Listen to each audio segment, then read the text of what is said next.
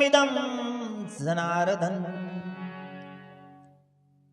हे जनार्दन, भगवान श्री कृष्ण का नाम जनार्दन भी है। कहते हैं, हे जनार्दन, क्या हमें इस बात को नहीं जानना चाहिए कि इस पाप से निवृत्त कैसे हुआ जाए कि कुल क्षय यानी स्वजनों को मारने से जो पाप लगता है उससे उसको कैसे निवृत्त हो जाया जाए। हे केशव, हमें यही पता लगना चाहिए।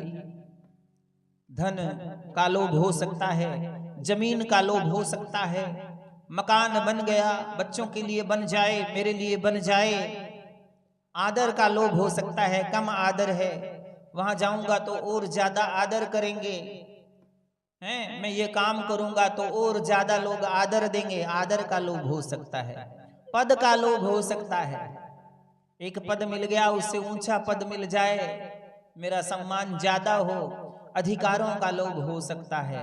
तो लोभ किसी प्रकार का भी हो सकता है, और जब विवेक शक्ति क्षीण हो जाती है, लोभ जो जब बढ़ता है तो अच्छे बुरे का बिल्कुल भी ज्ञान नहीं रहता है।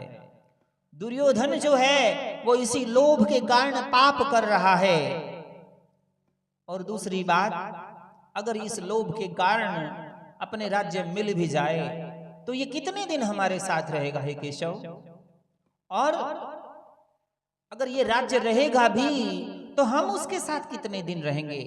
क्योंकि इस संसार में जो आया है उसका नाश निश्चित है। इसलिए या तो राज्य चला जाएगा या फिर शरीर चला जाएगा। फिर हे केशव, हम क्यों स्वजनों के साथ वैर विरोध करें, मित्रों के साथ द्रोह करें? यहां एक विशिष्ट बात है कि व्यक्ति सुखी और दुखी कब होता है?